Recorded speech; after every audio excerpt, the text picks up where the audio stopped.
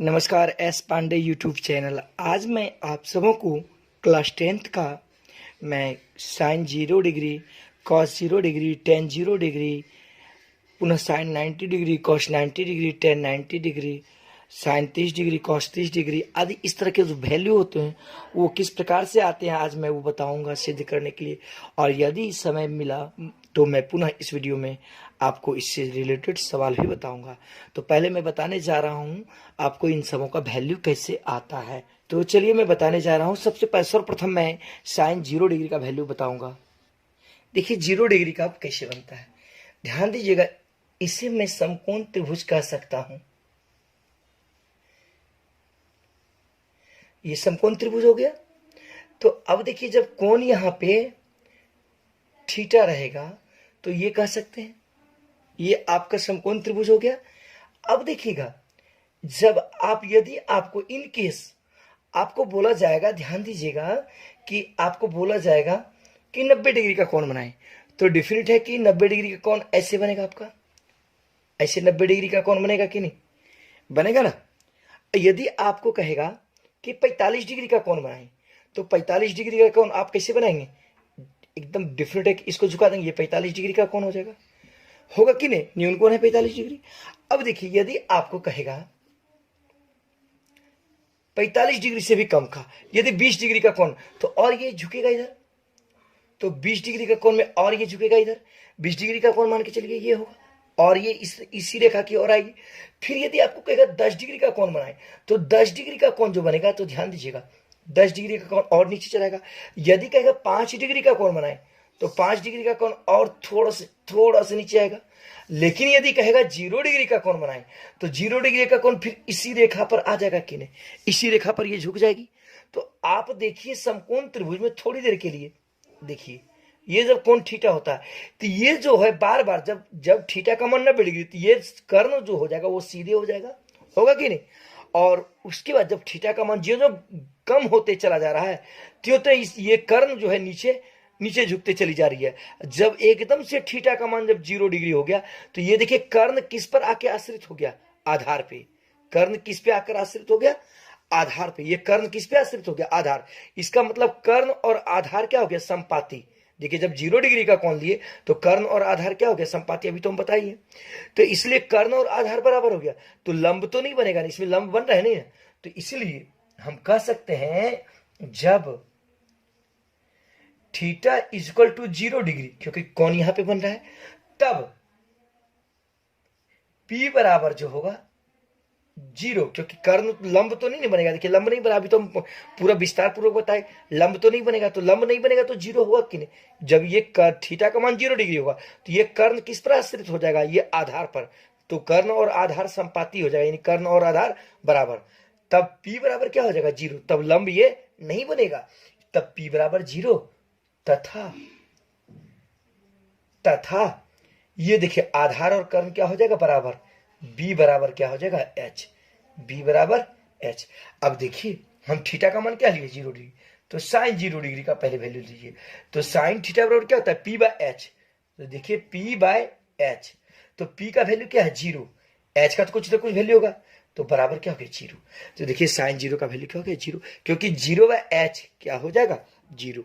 अब देखिए cos 0 degree का वैल्यू, कॉस 0 डिग्री का वैल्यू, तो कॉस थीटा बराबर क्या होता है, B by H। B by H। देखिए जब थीटा का मान 0 डिग्री, तो B और H आपस में क्या होता है, बराबर। यानी जब थीटा का मान 0 डिग्री हो जाएगा, तो ये कर्ण और आधार एक दूसरे पर संपाती होता है, तो B बराबर H। तो देखिए कॉस 0 बराबर B बाय H होगा, तो इसको हम लिख सकते हैं B बाय B, क्योंकि H भी तो B के बराबर है। ये B और B कट गया, क्या हो गया, 1। तो कॉस 0 डिग्री का वैल्यू क्या होता है, 1। अब देखिए टेन 0 डिग्री का वैल्यू, टेन 0 डिग्री का वैल्यू, तो टेन थीटा बराबर क्या होता है, P by B। P by B। तो देखिए P का वैल्यू क्या होता है, जब थीटा का मान 0 डिग्री, तो P का वैल्यू क्या हो गया, 0। कैसे, तो बताइए आपको, 0 बाय B का तो वैल्यू होगा ही ना, होगा, तो 0 बाय B इक्वल टू 0। तो टेन 0 का वैल्यू क्या हो गया, 0। ठीक ना। अब उसी प्रकार देखिएगा हम निकाल सकते हैं आगे कॉट 0 का वैल्यू। तो कॉट 0 डिग्री, ध्यान दीजिएगा, तो कॉट थीटा इक्वल टू क्या होता है, ध्यान दीजिएगा, कॉट थीटा इक्वल टू होता है B बाय P। क्या होता है, बी बाय पी। तो देखिए बी का तो वैल्यू होगा क्योंकि बी बराबर एच होता है, पी का वैल्यू 0 होता है, तो इसको लिख सकते हैं बी बाय 0। तो 0 को किसी से भी भाग देंगे तो वो क्या हो जाएगा, इन्फिनाइट। तो कॉट 0 का वैल्यू क्या हो गया, इन्फिनाइट। अब देखिए कॉट के बाद क्या होता है, सेक 0 डिग्री। तो सेक थीटा बराबर क्या होता है, एच बाय बी। तो h यानी कर्ण बटे आधार, h बाई बी। तो आप ही देखिए जब थीटा का मान 0 डिग्री होता है तो तो b बराबर क्या होता है, h, यानी h और b क्या होंगे, बराबर। तो h बटे h लिख सकते हैं, h कट गया, क्या हो गया 1। तो सेक 0 डिग्री का वैल्यू क्या हो गया 1। अब देखिए कॉसेक 0 डिग्री का वैल्यू निकाल लेते हैं यहाँ से, कॉसेक 0 डिग्री का। तो कॉसेक थीटा बराबर क्या होता है, h बाय p। तो देखिए h बाय p, तो h का मान तो है लेकिन p का वैल्यू क्या है, 0। तो देखिए 0 by p, sorry h by 0, 0 को किसी से भाग देंगे तो इन्फिनाइट। तो कॉसेक 0 का भी वैल्यू क्या हो गया, इन्फिनाइट। तो ये देखिए आप आसानी से ये यानी 0 डिग्री का सभी मान निकालिए। अब मैं आपको 30 डिग्री का मान निकालने बता रहा हूं। देखिए मैं आपको बताने जा रहा हूं sin 30 degree, cos 30 degree, tan 30 degree, sec 30 degree आदि सभी का वैल्यू कैसे निकलेगा। इसके लिए सबसे पहले मैंने क्या किया, एक समबाहु त्रिभुज ABC ले लिए, समबाहु त्रिभुज ABC ले लिए, प्रत्येक भुजा हम मान लिए 2a, प्रत्येक भुजा क्या मान लिए 2a। तो अब देखिएगा, अब हम शीर्ष A से BC पर हम AD लंब डाले और ये AD जो है इस त्रिभुज की माध्यिका भी है, लंब माध्यिका भी है। तो इसका मतलब माध्यिका का मतलब हो गया कि ये जो है BC के मध्य बिंदु पे आके मिलेगी। तो देखिए पूरा जब टर्म 2a है तो a भाग आपका BD हो जाएगा और DC का भी भाग का मान क्या हो जाएगा a, क्योंकि a और a क्या हो जाएगा 2a। तो अब देखिएगा ये भी 2a, ये 2a। तो हम जानते हैं समबाहु कोण 60 डिग्री के होते हैं। तो ये 60 डिग्री 60 डिग्री 60 डिग्री प्रत्येक क्या हो गए 60 डिग्री। तो अब यहां पर देखेंगे सारे विद्यार्थी, यहां से जब माध्यिका डाले तो 30 डिग्री क्या हो गया, कैंसिल हो गया। तो 30 डिग्री आपका जो है इधर भी हो गया और इधर भी हो गया, 30 60। तो सबसे पहले हमको 30 डिग्री का वैल्यू निकालना है, लेकिन इस त्रिभुज में देखिए ए बी डी में, किसमें, ए बी डी में, ए बी डी में जो है आपका ये समकोण के सामने वाली भुजा कर्ण और ये जो है कोण के सामने वाली भुजा लंब, और ये भी देखिए आपका ये भी लंब है कि नहीं। तो त्रिभुज ए बी डी में चलिए, किसमें, त्रिभुज ए बी डी में इसका वैल्यू निकालिए। कर्ण और आधार दिया है या कर्ण या लंब दिया है, तो इसका जो वैल्यू निकलेगा एडी का जो वैल्यू निकलेगा, ये कर्ण का स्क्वायर घटा ए आधार का स्क्वायर, ए का स्क्वायर। तो ए बी स्क्वायर यानी देखिए ए बी का स्क्वायर, एडी का जो वैल्यू निकलेगा एडी का root under A B square minus क्या हो जाएगा, बी डी का स्क्वायर। तो अब यहां पर देखिए ए बी का मान कितना है 2a का स्क्वायर, अब बी डी का मान कितना है a का स्क्वायर। तो देखिए दोनों नहीं 4a square minus a square, तो 4a स्क्वायर में से a का स्क्वायर जाएगा √3a स्क्वायर, 3 का तो वर्गमूल नहीं निकलेगा तो √3 हो जाएगा और a स्क्वायर का वर्गमूल a। तो एडी का मान कितना हो गया √3a, तो एडी का वैल्यू हो गया √3a। अब देखिए 30 डिग्री चल रहे हैं, तो देखिए जब कोण ये रहेगा तो लंब इसके सामने वाली भुजा होगी, आधार आपका ये होगा और कर्ण तो वही रहेगा। तो साइन 30 डिग्री बार साइन थीटा पर पी बटे क्या होता है h। तो देखिए p 30 डिग्री के लिए p आपका लंब क्या हो गया a और h है, h का वैल्यू कितना है कर्ण यानी 2a, a और a कट गया तो क्या होगा 1/2। तो साइन 30 डिग्री का वैल्यू कितना होता है 1/2। अब देखिए कॉस 30 डिग्री यानी कॉस थीटा बराबर क्या होता है b बाय h। देखिए b जब कोण ये रहेगा तो लंब ये होगा और देखिए आधार आपका ये होगा और कर्ण ये होगा। तो b का वैल्यू क्या है √3a, h का वैल्यू क्या है 2a, a और a कैंसिल हो गया तो क्या हो गया √3/2 हो गया। अब देखिए यहाँ पे टेन 30 डिग्री, तो टेन थीटा इक्वल टू क्या होता है p बाय b। तो देखिए जब कोण ये रहेगा तो p तो आपका bd हो जाएगा, तो a हो गया। अब देखिए b का वैल्यू क्या है √3a, ये √3a b का वैल्यू, a और a कट गया 1/√3। तो टेन 30 डिग्री का वैल्यू क्या हो गया 1/√3। अब देखेंगे कॉट 30 डिग्री, तो इसी त्रिभुज चल एबीडी में चल रहे हैं कॉट 30 डिग्री, तो कॉट थीटा इक्वल टू क्या होता है b बाय p, क्या होता है b बाय p। तो देखिए जब 30 डिग्री रहेगा तो b आपका क्या हो गया √3a और p आपका क्या है a, नीचे a कर दिया, a और a कट गया तो √3 हो गया। तो कॉट 30 डिग्री का वैल्यू कितना हो गया √3। अब देखिए ध्यान दीजिएगा, सेक 30 डिग्री, सेक थीटा बराबर क्या होता है, एच बाई बी। क्या होता है, एच बाई बी। तो एच का जो वैल्यू है, अब देखिए एच का वैल्यू क्या है 2a, और बी का वैल्यू क्या है √3 ए और ए कट गया तो 2/√3। अब देखिए कॉसेक 30 डिग्री, कॉसेक 30 डिग्री यानी एच बाई पी होता है, तो एच का वैल्यू क्या है 2a, और जब 30 डिग्री होगा तो कोण आपका, लंब आपका जो हो जाएगा ये हो जाएगा, यानी पी ये होगा 2a/a, ए कट गया 2।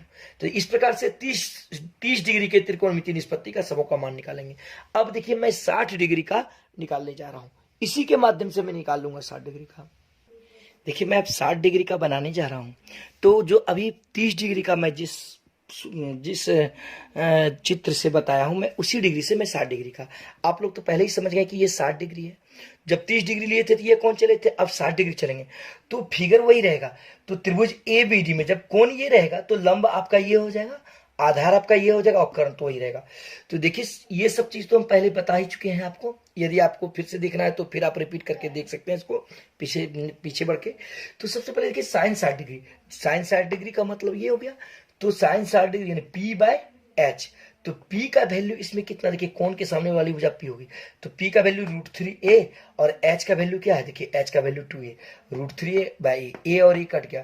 तो देखिए सॉरी यहाँ पे चलेंगे साइन 60 डिग्री का, sine 60 degree P by H होता है, तो P का वैल्यू क्या है, देखिए √3a, और H का वैल्यू क्या है 2a, a और a कैंसिल हो गया तो √3/2 हो गया।